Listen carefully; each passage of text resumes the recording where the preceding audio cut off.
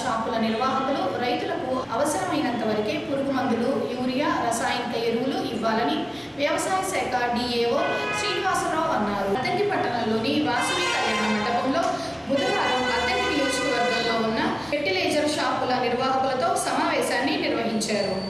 సమావేశంలో వ్యవసాయ శాఖ డిఏఓ శ్రీనివాసరావు, ఆత్మ, పీడీ, ఏడీఏ ఎఫ్రైన్ హాజరై మాట్లాడారు.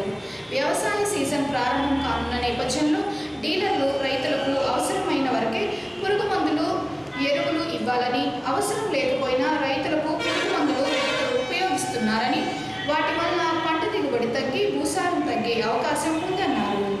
నకిలీ ఎరువులు, పురుగు మందులు ఏ షాపులో అమ్మరాదని ఎప్పటికప్పుడు స్టాక్ వివరాలు నమోదు చేయాలన్నారు. రైతులు సేంద్రీయ వ్యవసాయంపై మొగ్గు చూపే విధంగా వ్యవసాయ అధికారులు కృషి చేయాలన్నారు.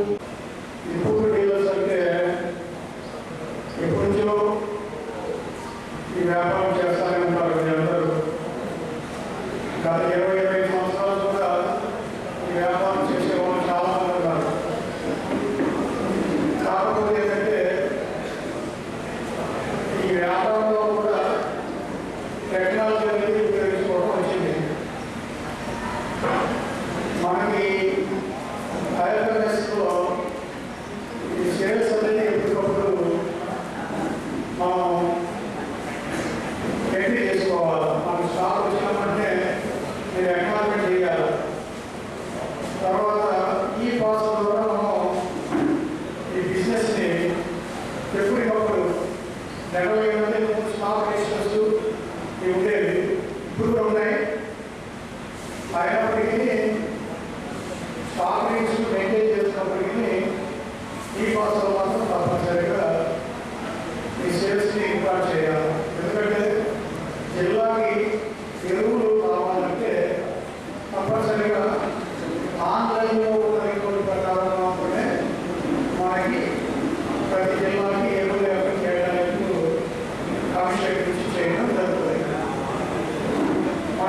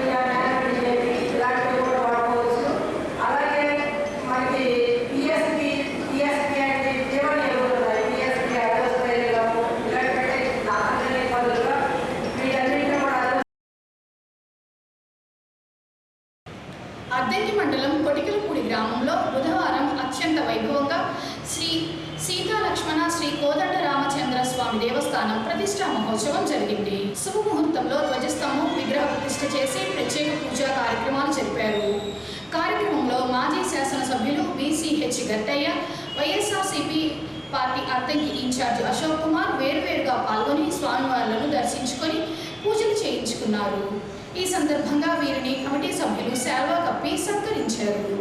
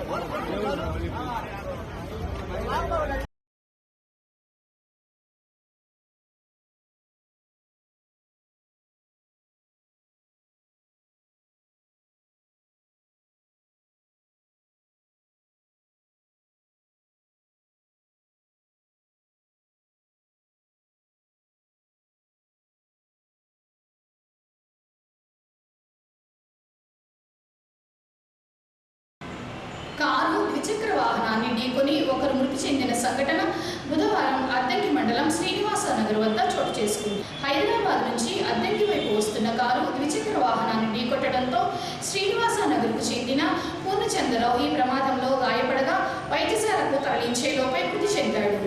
పోలీసులు స్పాట్కు చేరుకొని ప్రమాదం జరిగిన తీరును పరిశీలించారు.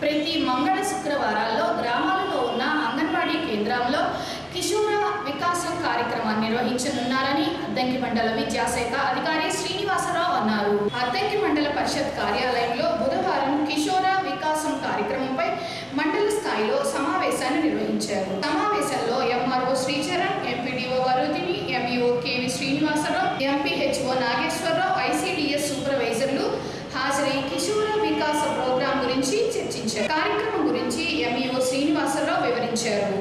జిల్లా కలెక్టర్ ఆదేశాల మేరకు మే 1వ తేదీ నుంచి జూన్ 9వ తేదీ వరకు కిషోరీ వికాసం కార్యక్రమం వారంలో 2 రోజులు అంగన్వాడీ కేంద్రాల్లో నిర్వహించనున్నారని, యుక్త వయసులో ఉండే ఆడపిల్లలకు మంచి చెడుల గురించి వివరించి చట్టాలపై అవగాహన కల్పించడం జరుగుతుందన్నారు. కిషోరీ వికాస్ మండల స్థాయి సమావేశం ఈరోజు జరుగుతుంది.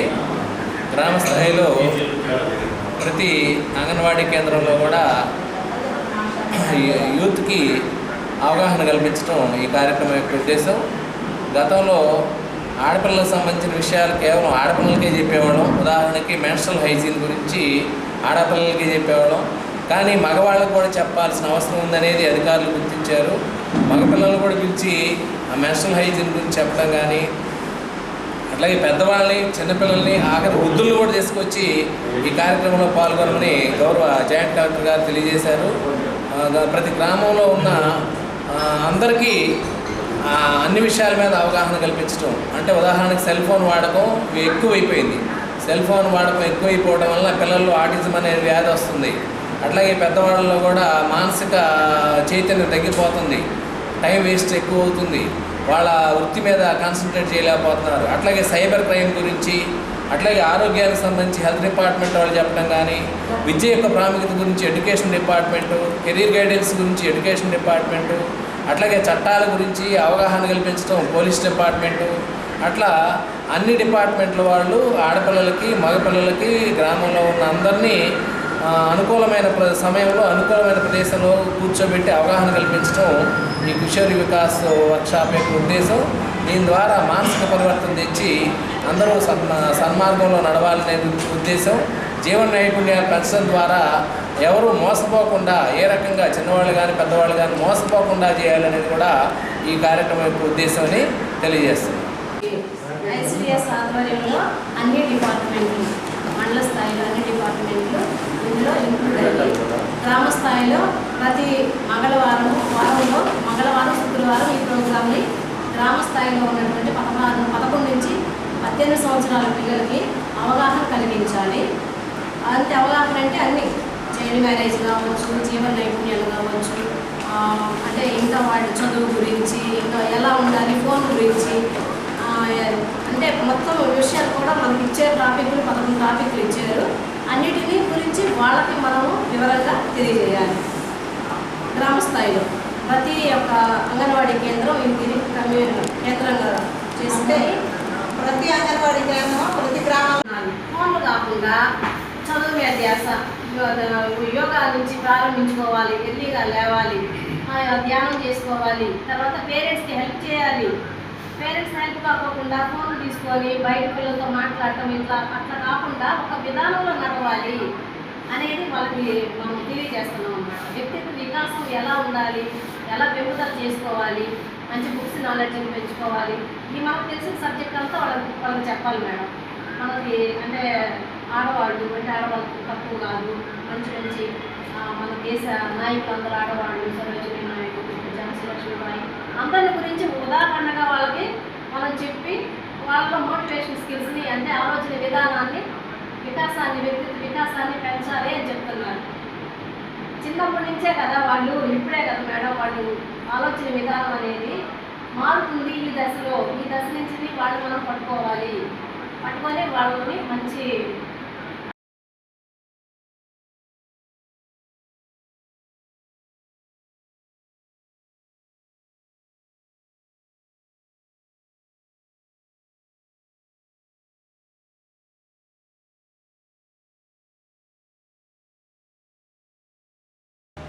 రాష్ట్ర ప్రభుత్వం ఆదేశాల మేరకు రైతులకు 50% సబ్సిడీపై పశువర్ధక శాఖ తరపున పశువుల దాణా పంపిణీ నేటి నుంచి చేస్తున్నారని పశుసంవర్ధక శాఖ సహాయ సంచాలకులు డాక్టర్ బ్రహ్మయ్య అన్నారు. అద్దెకి పట్టణంలోని రాజీవ్ కాలనీలో రైతుల శిక్షణా కేంద్రంలో బుధవారం రైతులకు 50% సబ్సిడీపై ఏడి బ్రహ్మయ్య పశువుల దాణా అందజేశారు.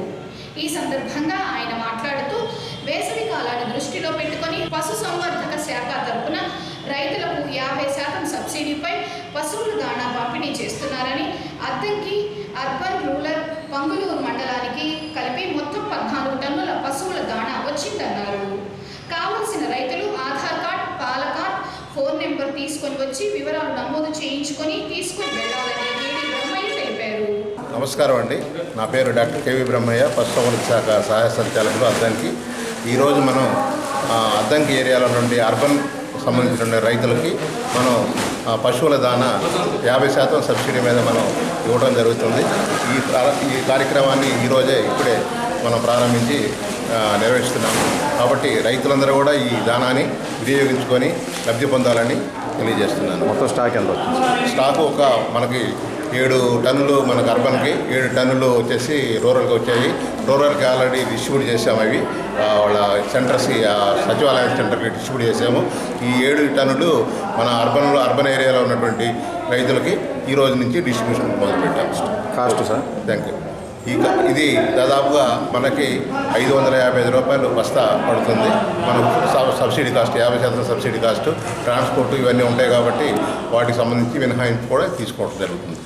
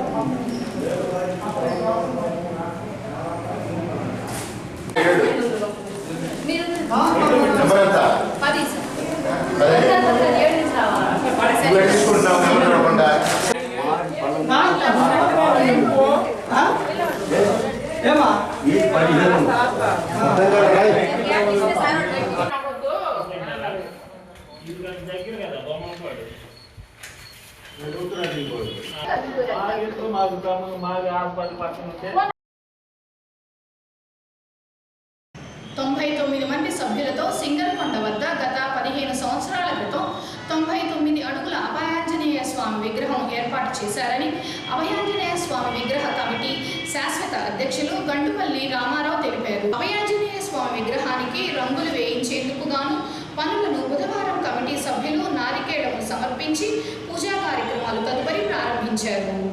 ఈ సందర్భంగా గట్టుపల్లి రామారావు మాట్లాడుతూ అభయాంజనేయ స్వామి విగ్రహానికి రంగులు వేయించేందుకు కమిటీ సభ్యులు నిర్ణయించుకొని నేటి నుంచి పనులు ప్రారంభించారని, నెల్లూరుకు చెందిన కామనేని ప్రసాద్ రంగులు వేయించేందుకు ముందుకు వచ్చి 9 లక్షల రూపాయలు విరాళము అందించారని, పెయింట్ వేయించేందుకు 50 లక్షలు ఖర్చు అవుతుందని అంచనా వేశారని, భక్తులు ముందుకు వచ్చి వారి వంతు సహకారం అందించాలని రామారావు కోరారు. శ్రీ అభయాంజనేయ స్వామి దేవస్థానం విగ్రహానికి పెయింట్లు వేసే నిమిత్తం ఈ సందర్భంగా ఈరోజు ఇక్కడ పూజా కార్యక్రమం ఏర్పాటు చేయడం జరిగింది.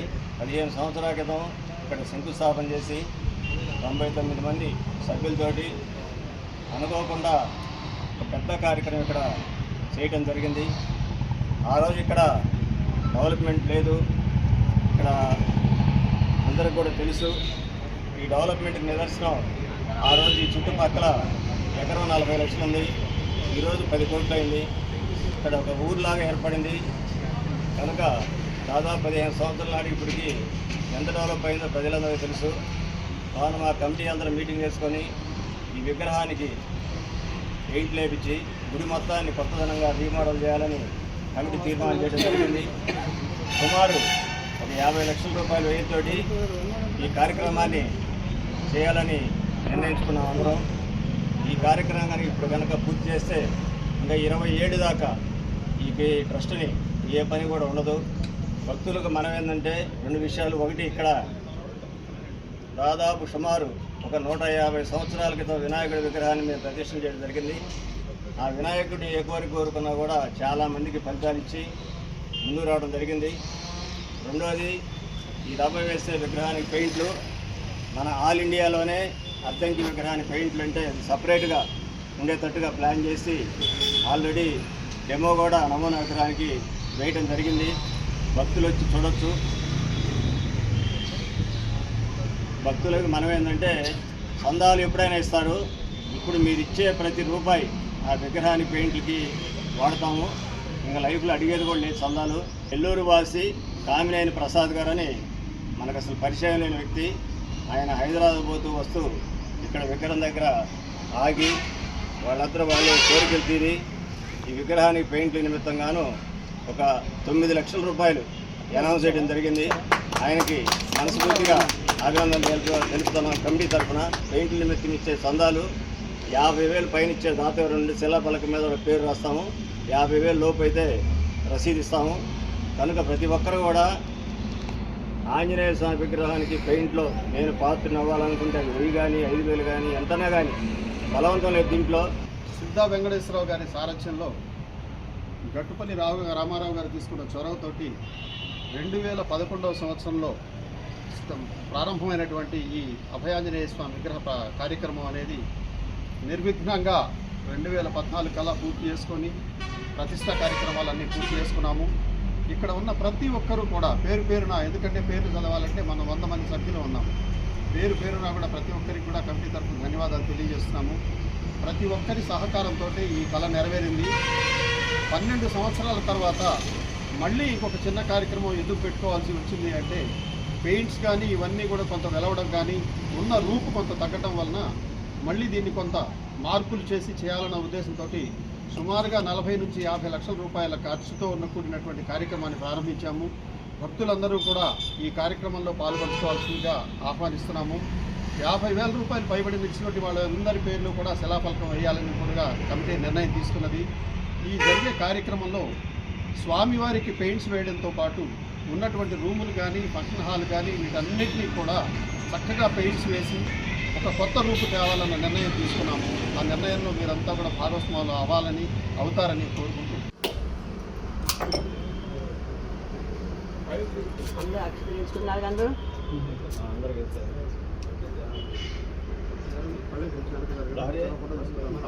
సింగరకొండ శ్రీ ప్రసన్నాంజనేయ స్వామి ఆలయంలో ఈ నెల 9వ తేదీ నుంచి 15వ తేదీ వరకు జరిగే హనుమత్ జయంతి ఉత్సవాలు విజయవంతం చేయాలని 12వ వార్డు మాజీ కౌన్సిలర్ అత్తులూరి రమేష్ బాబు పిలుపునిచ్చారు. ప్రసన్నాంజనేయ స్వామి దేవస్థానం ఈవో తిమ్మనాయుడు, చైర్మన్ మురళి ఆదేశాల మేరకు 12వ వార్డులో రమేష్ బాబు బుధవారం హనుమత్ జయంతి కరపత్రాలను పంపిణీ చేశారు. వారం రోజుల పాటు జరిగే కార్యక్రమాల్లో భక్తులు పాల్గొని జయప్రదం చేయాలని రమేష్ తెలిపారు. సింగరకొండ వద్ద శ్రీ ప్రసన్నాంజనేయ స్వామి వారి దేవస్థానం నందు ఈ నెల 12వ తారీఖు శ్రీ హనుమత్ జయంతి ఉత్సవములు వేడుకలు జరుగుతున్నది. కాబట్టి అందరూ కూడా ఈ 5 రోజుల కార్యక్రమాలు జరుగుతాయి. అందరూ కూడా ఈ కార్యక్రమాల్లో పాల్గొని స్వామివారి కృపకు పాత్రలు కావాల్సిందిగా కోరుతున్నాము. అలాగే 9వ తారీఖు పసుపు కొట్టుగా అమ్మవారికి, మన శ్రీరాముల వారికి, సీతమ్మ వారికి మనము పసుపు కొట్టి స్వామివారికి మన శుభసూచకంగా మన పసుపు కొట్టి మన ఇళ్లలో పెళ్లి ఎట్లా ప్రారంభిస్తాము అలాగే స్వామివారికి కూడా పసుపు కొట్టి స్వామివారికి పెళ్లి పనులు ప్రారంభిస్తున్నాము ఆ రోజు. అలాగే మళ్ళీ 10వ తారీఖు స్వామివారి స్నపన తిరుమంజనం, అంటే స్వామివారికి పెళ్లి కొడుకుని చేయటం, సీతమ్మ వారిని, శ్రీరాముల వారిని, పెళ్లి కొడుకుని పెళ్లి కూతుర్ని చేయటము ఆ రోజు ఆ కార్యక్రమం జరుపుకుంటాం. అలాగే 11వ తారీఖు స్వామివారికి, అమ్మవారికి తిరుమంజనం, అంటే అభిషేకాలు పంచామృత విశేష ద్రవ్యాలతో పంచామృత అభిషేకం చేసుకుంటున్నాం. అలాగే 12వ తారీఖు మనం శ్రీదేవి భూదేవి సమేత శ్రీ మాధవ స్వామి గుడి దగ్గర నుంచి మనము ఊరంతా అందరూ అన్ని ఊళ్ళ నుంచి గోటి తలంబ్రాలని మనకి సింగరకొండ నుంచి అందరూ విశేషంగా ఒడ్లు పంపిస్తే దాన్ని గోటి తలంబ్రాలుగా కొలిచి అవన్నీ కూడా ఇక్కడ గుడి దగ్గర నుంచి ఎద్దుల బండ్లు కట్టుకొని దాని మీద పసుపు, కుంకుమ, పూలు, పళ్ళు, కాయ అన్నీ కూడా పెట్టుకొని ఈ గోటి తలంబ్రాలను పెట్టుకొని అందరూ కూడా సువాసినీలు 3,000 మంది చేత గుడి దగ్గర నుంచి సింగరకొండ దాకా మనం విశేషంగా పాదయాత్ర చేసుకుంటూ శోభాయాత్ర చేసుకుంటూ వెళ్తున్నాము. అలా అందరూ కూడా ఆ శోభాయాత్రకి అందరూ రావాల్సిందిగా కోరుచున్నాము. విశేషంగా ఎంత బాగా అందరూ వచ్చి చేసుకుంటే మనకంత కళ్యాణ వైభవంగా స్వామివారి ఆశీస్సులు మనకు అందుతాయి. అలాగే 13వ తారీఖు వసంతోత్సవం, స్వామివారి కళ్యాణం అయిపోయినాక మనం వసంతోత్సవం చేసుకుంటాం. అలాగా వసంతోత్సవం చేసుకుంటున్నాము. 14వ తారీఖు ఈ కార్యక్రమాలన్నిటికీ కూడా పూర్ణాహుతి అనేది ఒకటి ఉంటుంది. మనం మొదలుపెట్టిన కాడి నుంచి 5 కార్యక్రమాలు చేసుకున్నాక లాస్ట్ రోజు పూర్ణాహుతి చేసుకుంటాము.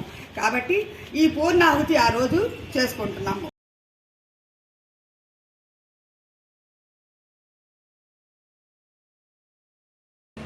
పంగులూరు మండలం కొండమంచిలూరు గ్రామంలో బుధవారం మొక్కజొన్న పంట పొలంలో అగ్ని ప్రమాదం చోటు చేసుకుంది.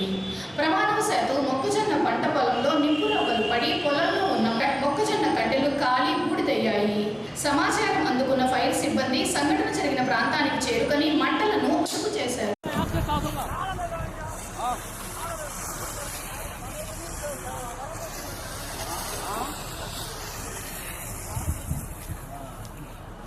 శివ ఇటుబా, మళ్ళీ అటు కందుకునిద్దు, అటుబా అదిగో కాలువలో ఉందరా.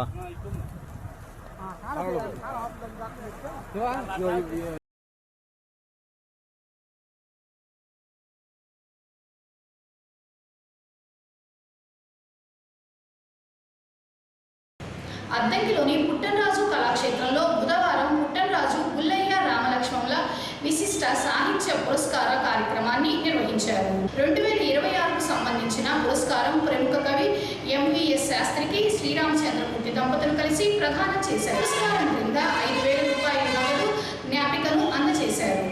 సాహిత్య సేవ అనేది నిష్కమ సేవ అని, తెలుగు భాషా సేవ చేస్తున్న శాస్త్రికి ఈ పురస్కారం అందించడం ట్రస్ట్ గౌరవకరమని బాలసుబ్రహ్మణ్యం తెలిపారు. ఈరోజు ఒక బహుముఖ ప్రజ్ఞాశాలికి పుట్టనరాజు పుల్లయ్య రామలక్ష్మణుల పురస్కారాన్ని శ్రీరామచంద్రమూర్తి గారు అందజేస్తూ ఉన్నారు. చాలా ముదావహమైనటువంటి విషయము. శాస్త్రి గారు నాకు దాదాపుగా 30 సంవత్సరాల నుంచి తెలుసు. 30 సంవత్సరాలు నేను అవధానాలు ప్రారంభించినటువంటి సమయం నుంచి వారు నాకు పరిస్థితులు. శాస్త్రి గారు అక్షర సాహితీ సంస్థ స్థాపించి అందులో పివి రామారావు గారు చేదోడు వాదోడు వారు ఉండేవారు. ప్రతి వారం కూడా లైబ్రరీలో, సెంట్రల్ లైబ్రరీలో, ఒంగోలులో ఉన్నటువంటి జిల్లా కేంద్ర గ్రంథాలయం పై భాగంలో మేమందరం సాయంత్రం కూడా కూర్చొని చక్కగా సాహిత్య చర్చలు జరుపుకునేవారు. సాహిత్య ఉపన్యాసాలు కూడా పివి రామారావు గారు ఇచ్చేవారు. వారు కూడా వచ్చున్నారు. చాలా సంతోషం. అలాగే వారం వారం జరిగేటువంటి ఆ సభల్లో అనేక విషయాల్ని అప్పట్లో చాలా చిన్నవాళ్ళమైనా కానీ చాలా విషయాల్ని ఒకరికొకరు పంచుకుంటూ, భావాలను పంచుకుంటూ తెలుసుకున్నాం. శాస్త్రి గారు చేసేటువంటి ఇంకొక గొప్ప మేలు ఏమిటంటే వారు పత్రికలకు రిపోర్టర్గా ఉండేవారు. అప్పట్లో మొదట్లో ఆంధ్రభూమి రిపోర్టర్గా ఉండేవారు. అందులో కల్చరల్ రిపోర్టర్గా ఉండి మేము మాట్లాడినటువంటి విషయాలన్నింటినీ కూడా పత్రిక ద్వారా ప్రచారం చేసేవారు. అలా ప్రచారం చేయడం కారణంగా చాలామంది ఫోకస్ అయ్యారు. ఆయన వయసులో చిన్నవాడైనప్పటికీ, మేము వయసులో పెద్దవాళ్ళమైనా ఆయన మేధాశక్తి చాలా, అలాగే సహాయ గుణము, మేధాశక్తి చాలా గొప్ప. అలా వారం వారం కార్యక్రమాలతో పాటు నా అవధానాలు 1996 నవంబర్ నెల 17వ తేదీ, అంతే కదండి, 1996 నవంబర్ నెల 17వ తేదీన ప్రారంభమైనటువంటి అక్షర సాహితీ సమితి